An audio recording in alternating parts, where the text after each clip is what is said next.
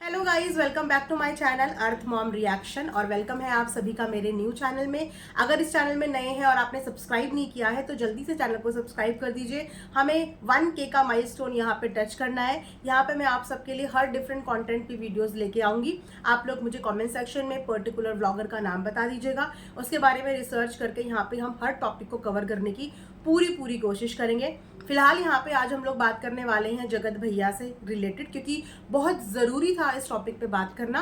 तो मैंने सोचा कि चलिए विदाउट एनी फर्दर डिले इस बात को क्लियर करना बहुत ज़्यादा ज़रूरी है। आई होप कि आप लोगों को वीडियो पसंद आई।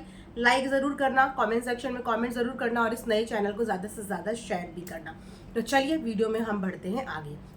सबसे पहले तो मैं यहाँ पे कुछ चंद लोगों की मानसिकता आप लोगों को बताना चाहती हूँ, जो किसी के इतने ज़्यादा डाई हार्ट फैन हैं कि उसके अलावा उनको पूरी दुनिया गलत लगती है, पूरी दुनिया गलत लगती है। तो फिर वो लोग क्या करते हैं, वो लोग स्पेशली आके चुन चुन के लोगों के कमेंट सेक्शन में जाते हैं, चुन चुन के पर्टिकुलर लोगों को कमेंट करते हैं और इन कमेंट को करने के लिए ये लोग पहले ही पूरी की पूरी प्लानिंग और प्लॉटिंग कर देते हैं। हाँ, कि इस चैनल में इस जगह पे गंदे गंदे कमेंट्स जाके लिखो, क्योंकि गंदे कमेंट्स पढ़ने के बाद इंसान थोड़ा डिमोटिवेट हो जाएगा और उसके बाद हमारा जो एजेंडा है वो एजेंडा हमारा पूरा हो जाएगा। सॉरी, यहाँ पे आपका कोई एजेंडा कामयाब नहीं होगा। इनफैक्ट आप जितने गंदे कमेंट्स करेंगे ना, आप ये दर्शाएंगे कि आप सामने वाले को कितना ज्यादा बदनाम करने की कोशिश कर रहे हैं। तो जितने ज्यादा गंदे कमेंट्स आएंगे, सॉरी, उतनी ज्यादा वीडियोस आएंगी। तो डिपेंड करता है अब आपके गंदे कमेंट्स की संख्या में कि आपके गंदे कमेंट्स कितने आ रहे हैं। ठीक है, तो यहाँ पे कुछ चंद लोगों को जब कुछ समझ में नहीं आता, वाईटी की कुछ नॉलेज नहीं होती, कुछ नहीं पता होता चीजों के बारे में, तो उन्होंने आजकल एक क्या वो अपनाया हुआ है, प्रोपोगंडा। मेरे को एक कमेंट भी आया था, नाम भी उनका नेहा है, कमेंट करने वाली का नाम भी नेहा है। तो नेहा जी, आपके ही इस कमेंट का बहुत प्यार से जवाब दे रही हूँ, क्योंकि आपने जिस तरीके का कमेंट किया है ना, मुझे लगता है कि प्यार की परिभाषा भी आपको नहीं पता होगी, रिस्पेक्ट की तो दूर दूर तक नहीं पता होगी। लेकिन मेरी ऑडियंस इस बात की गवाह है कि पिछले 3 साल में मैंने ना तो कभी बदतमीजी करी, ना ही अपनी कभी बाउंड्री क्रॉस करी और ना ही कभी किसी की डिसरिस्पेक्ट करी। बहुत कंट्रोल है मेरा अपनी जुबान पे, क्योंकि मैं भी एक चैनल को रिप्रेजेंट करती हूँ, मैं भी यहाँ पे आके अपनी फैमिली को रिप्रेजेंट करती हूँ। तो मुझे पता है मेरी बाउंड्री और लिमिटेशंस क्या है। बट आई थिंक आपने लिखने से पहले एक बार भी सोचा नहीं, एक बार भी समझा नहीं, या फिर आपको समझना ही नहीं है, क्योंकि आपका नाम जिसके नाम के जैसा है, कुछ भी करना लाइफ में, लेकिन उसके जैसा मत बनना। हो सकता है कि आपका दोनों का नाम जरूर सेम हो गया हो, बट उम्मीद करती हूँ कि आप लोगों की एक्टिविटीज कभी सेम ना हो। ठीक है, अब यहाँ पे इनका कमेंट ये था कि जो जगत भैया है ना, वो प्रमोशन इनको दिला रहे हैं तभी ये उनकी पीआर है। तो सॉरी, ये पीआर वीआर बनने का काम मेरा नहीं है। और फॉर योर काइंड इन्फॉर्मेशन, बहुत सरल भाषा में बताती हूँ, जब ये कंट्रोवर्सी शुरू हुई थी ना लास्ट ईयर, 1 बाय 1 इन सारे व्लॉगर्स को अपने इंस्टाग्राम से मैंने रिस्ट्रिक्ट किया हुआ है, इंक्लूडिंग आपकी फेवरेट जगत दीदी। जी हाँ, उनको भी मैंने रिस्ट्रिक्ट किया हुआ है, सो दैट कि इनमें से कोई भी आके मुझे इंस्टा पे डीएम ना कर पाए। मुझे किसी की कहानी नहीं सुननी थी, मुझे किसी का वर्जन नहीं सुनना था, इसीलिए मैंने 1 बाय 1 इन सबको अपने इंस्टाग्राम से रिस्ट्रिक्ट करा हुआ है। तो पीआर तो भूल ही जाओ, बिल्कुल भूल जाओ। और अगर पीआर होते ना तो डंके की चोट पे जिस हिसाब की ट्रोलिंग हो रही ना, यहाँ पे आके खड़े हो जाते। क्योंकि जिनको पैसा मिलता है ना, जिनको पैसा मिलता है वो फिर पैसे के आगे सब कुछ भूल के लड़ाई करने के लिए उतर जाते हैं। लेकिन मेरे चैनल पे आपको एक भी कंट्रोवर्शियल रिएक्शन वीडियो नहीं मिलेगी। मैं सिर्फ कंटेंट पे रिएक्ट करती हूँ, कंट्रोवर्सी नहीं करती। अगर पीआर होती तो उनके लिए हर जगह पे झंडा लेके खड़ी हो जाती, हर जगह पे झंडा लेके खड़ी हो जाती। आपने मॉनिटर भी किया होगा कि पिछले 15-20 दिन से तो मैंने इस फैमिली पे वीडियो भी नहीं बनाई थी। पीआर थी ना मैं, तो मुझे तो उनके बैड टाइम पे उनके लिए खड़े होना चाहिए था, उनके साथ साथ रहना चाहिए था। पीआर थी ना मैं, तो थोड़ा सा इस दिमाग के पुर्जों को खोलो और समझने की कोशिश करो कि यहाँ पे मैं सिर्फ अपना काम कर रही हूँ रिएक्शन देने का। पीआर वीआर बनने का मुझे कोई शौक नहीं है, ना शौक था ना शौक है। एंड यस, रही बात प्रमोशन की, तो इसके बारे में पहले इन्फॉर्मेशन लेके आओ। प्रमोशन उसी को मिलेंगे ना जो प्रमोशन के लिए एलिजिबल होगा। और यहाँ पे क्या सारी कंपनीज को, सारे ब्रांड्स को जगत भैया खरीद के बैठे हैं? सारे ब्रांड्स को वो खरीद के बैठे हैं। इसके अकॉर्डिंग तो फिर यहाँ पे जितने लोग भी प्रमोशन कर रहे हैं उन सबको जो प्रमोशन है वो जगत भैया ने दिलाया होगा। इसका मतलब आपकी जगत दीदी को प्रमोशन भी वही दिला रहे होंगे। जगत दीदी की भाभी भी प्रमोशन कर रही है, सेम उनको भी वही दिला रहे होंगे। उनके भाई भी कर रहे हैं, उनको भी वही दिला रहे होंगे। आपके अकॉर्डिंग इस दुनिया में जितने लोग भी जो ब्रांड्स का प्रमोशन कर रहे हैं उन सबको जगत भैया दिला रहे हैं। जगत भैया को इतनी इंपॉर्टेंस आप खुद दे रहे हो कि कंपनी और ब्रांड्स उनकी उंगलियों पे नाचती हैं कि वो अपने हिसाब से किसी को भी ब्रांड्स बांट सकते हैं। ये मैं नहीं बोल रही हूँ, ये आप बोल रहे हो। इसका मतलब कि आप जगत भैया को इतने ऊपर के लेवल पे रखते हो कि वो दुनिया को ब्रांड्स दे सकते हैं। लेकिन सॉरी, मुझे किसी के दिलाए हुए या किसी की रेफर किए हुए ब्रांड्स में कोई इंटरेस्टेड नहीं है। I have my own face value, I have my own channel जिसके ऊपर मैं पिछले 3 साल से मेहनत कर रही हूँ। 3 साल से, 6 महीने में या साल भर में चैनल खड़ा नहीं किया है मैंने अपना। 3 साल से मेहनत कर रही हूँ। तो जो इंसान मेहनत करता है ना और मेहनत करके 65,000 पे पहुंचता है 3 साल में, वो दिखता है कि कौन मेहनत करके पहुंचता है, कौन रेफरेंस लेके पहुंचता है और कौन सिफारिश लेके पहुंचता है। वरना 2 झगड़े कर लो, 2 लड़ाई झगड़े कर लो, 30वें दिन 1 लाख पे पहुंचा दो सब्सक्राइबर। 2 लड़ाई झगड़े कर लो, पहुंचा दो व्यूज 1-1 लाख 1.5 लाख में। लेकिन लड़ाई झगड़े वाले व्यूज नहीं चाहिए, अपने कंटेंट पे व्यूज चाहिए। भले ही वो 10,000 आए, वो 20,000 आए या वो 30,000 आए, लेकिन व्यूज चाहिए अपने ही कंटेंट पे। लड़ाई झगड़ा करके नहीं चाहिए। लड़ाई झगड़ा में तो लोग यहाँ पे महीनों महीनों में अपने चैनल खड़ा कर देते हैं, ऊपर उठा लेते हैं मात्र 1-2 महीने में ही। लेकिन हमें 3 साल लगे हैं क्योंकि हमने लड़ाई झगड़ा करके इस चैनल को नहीं चलाया, हमने पीआर करके इस चैनल को नहीं चलाया और हमने किसी के रेफरेंस से, किसी के प्रमोशन से इस चैनल को नहीं चलाया। अपने बलबूते पे चलाया और इसके लिए हम बहुत प्राउड हैं। ठीक है। और प्रमोशंस मेरी अपनी खुद की मेहनत से मैं कर रही हूँ, इसमें किसी का योगदान नहीं है। तो काइंडली मेरी मेहनत का श्रेय आप किसी और को भी ना दें। ये मेरी अपनी खुद की मेहनत है, मेरी अपनी खुद की फेस वैल्यू है, तो इसका श्रेय आप किसी को भी ना दें। बाकी जिसकी जितनी सोच, जिसे समझना होगा वो समझेगा, और जिसे अफवाह उड़ानी होगी, जो अफवाह उड़ाने में माहिर है वो बिल्कुल बेझिझक अफवाह उड़ाइए। वैसे भी इस समय पे अफवाह उड़ाने का ट्रेंड चल रहा है, तो मेरे बारे में अगर इतनी उड़ाएगा तो मैं तेरे बारे में इससे डबल उड़ाऊंगी। तो सारी अफवाहों का मैं तो ऑलरेडी बहिष्कार ही कर चुकी हूँ। मुझे कोई भी फर्क नहीं पड़ता किसी की कोई भी अफवाह से। तो आप मेरे लिए भी अगर अफवाह उड़ाना चाहते हैं तो बेफिक्र उड़ाते रहिए, मुझे रत्ती भर फर्क नहीं पड़ता। मैं ज़्यादा से ज़्यादा क्या करूँगी, इग्नोर कर दूंगी, जो कि मैं करने में बहुत टैलेंटेड हूँ। मैं चीज़ों को इग्नोर करने में बहुत टैलेंटेड हूँ और मैं चुप रहने में बहुत टैलेंटेड हूँ, क्योंकि मेरे अंदर पेशेंस की बहुत बहुत बहुत ज़्यादा पावर है।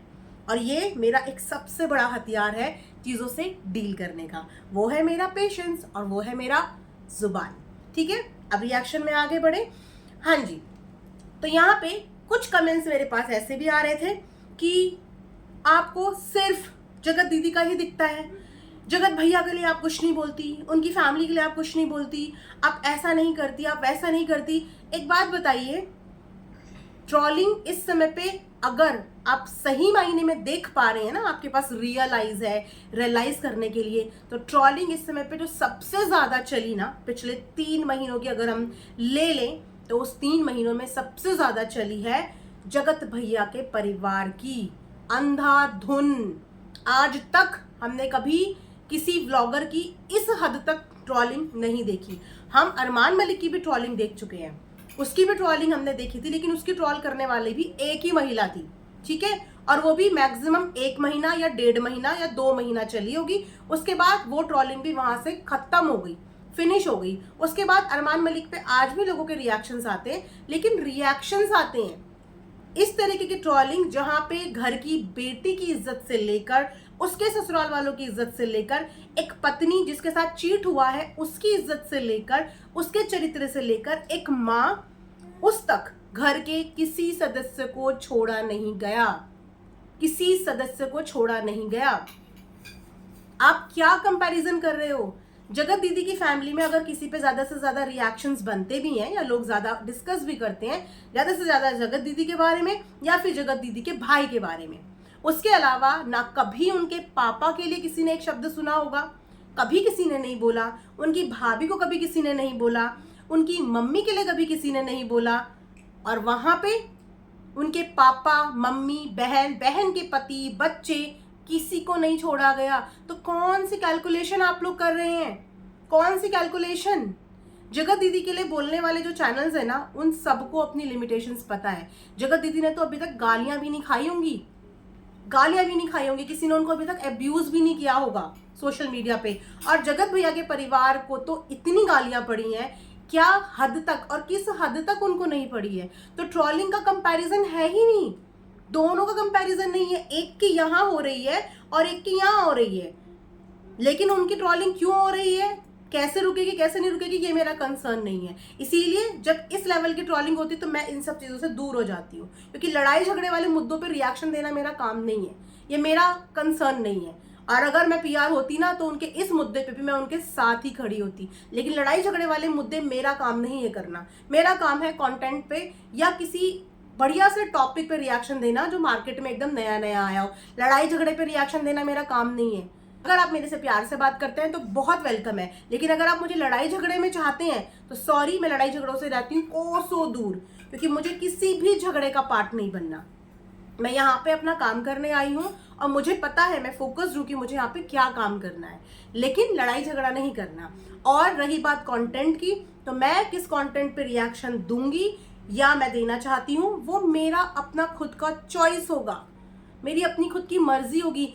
आप लोग कमेंट सेक्शन में आके मुझे ये गाइड नहीं कर सकते, आपने फलाने वाली चीज पे फलाने वाले टॉपिक को तो कवर नहीं किया, आपने जगत भैया की फैमिली में वो आंटी ने ऐसे बोला था, वो उसकी बहन ने ऐसे बोला, वो उसकी जीजा ने ऐसे किया, आपने उस पर नहीं देखा।